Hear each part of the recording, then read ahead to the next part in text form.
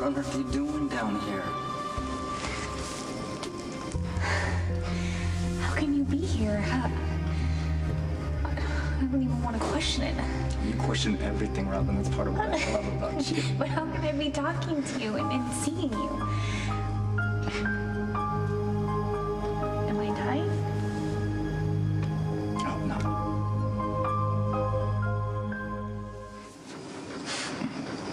no. I missed you, Robin. I missed you so much. Even after all these years, it still hurts. I tried to prepare myself when you were dying, but I wasn't ready to lose you. All my friends and family, they told me that I would go through the 5 stages of grief and that I would finally reach acceptance and find peace, and I knew that you wanted me to go on with my life. Yes, when you were standing in front of the window on that last morning, I could let you go then, because I knew you would go on. But I've always carried you with me. I've never let go. I've never forgotten you. God, I remember the first time that I met you.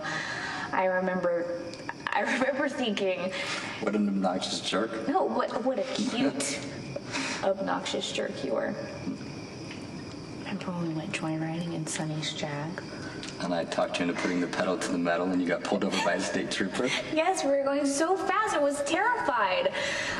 We got so busted. I remember seeing the red flashing light in the rearview mirror. For sheer terror. Nothing can match what you talked me into doing. Getting up in front of everybody at the nurse's ball and doing that scene from Romeo and Juliet? Sorry. Yes. And that night that you went bungee jumping, you weren't even scared. I was so scared for you. I can still see your face standing on the edge of the ledge. I could hear you screaming as you fell the entire way down. You were so... alive. Happy. You made me so happy. Honestly, it was the best time of my life. Even though I left you to live with HIV? We were teenagers when I died. You've had all these years to build me up in your memory, and you forget the ways I failed you. You didn't fail me. You were the love of my life. I was careless. I slept with a girl I knew did intravenous drugs. I only got tested for HIV once. I told you that you were safe with me, and it wasn't true. We made those mistakes together. It wasn't your fault. You still can't let yourself get angry at me. Even after all these years. You need to see me for who I was. And you need to let me go. Or you really cannot move on.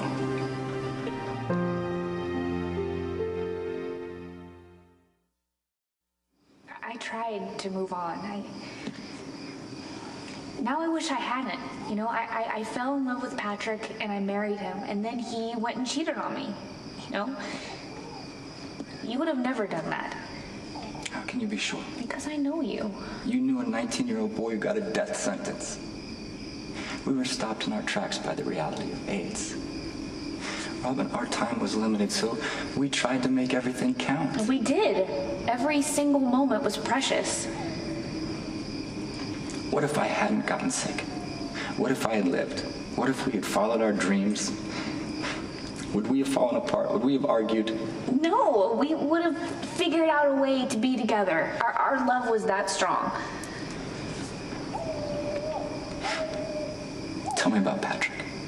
Tell me, why did you fall in love with him?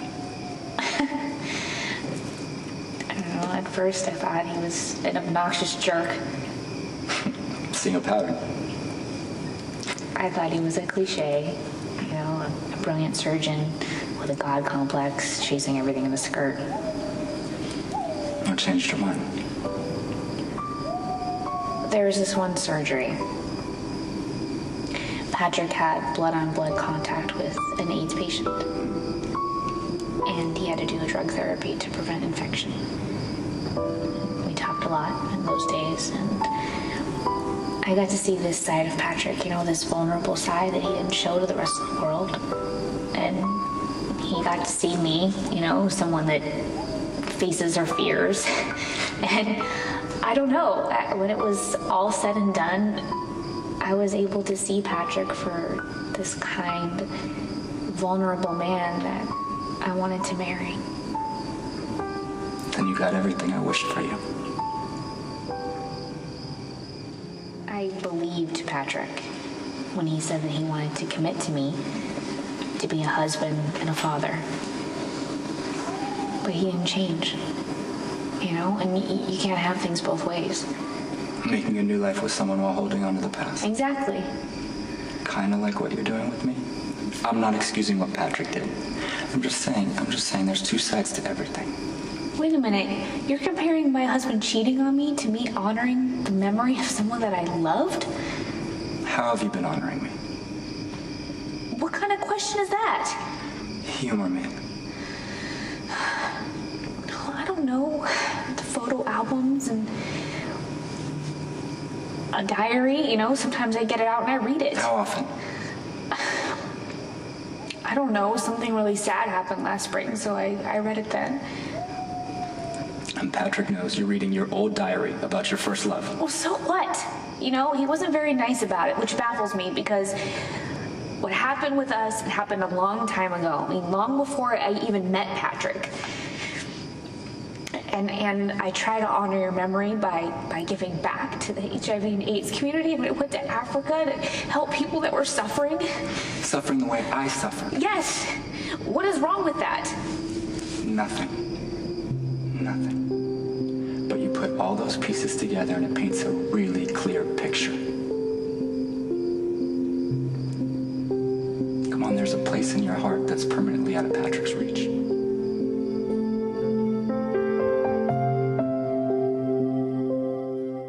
Robin, do you wish you died when I did? No. No, never. I love my life. I love my career. I love my friends. My family. I have a daughter, Emma. The daughter that I never thought I could have. I almost named her Anna Karen, like you and I had talked about, but Emma's not some child that I dreamed of. She's real. She's my daughter with Patrick. I can't let her grow up without me. She needs me, so I have to get home to her. Then you will. I'll always love you, Stone. I know. That is why I'm here. Because I'm part of you.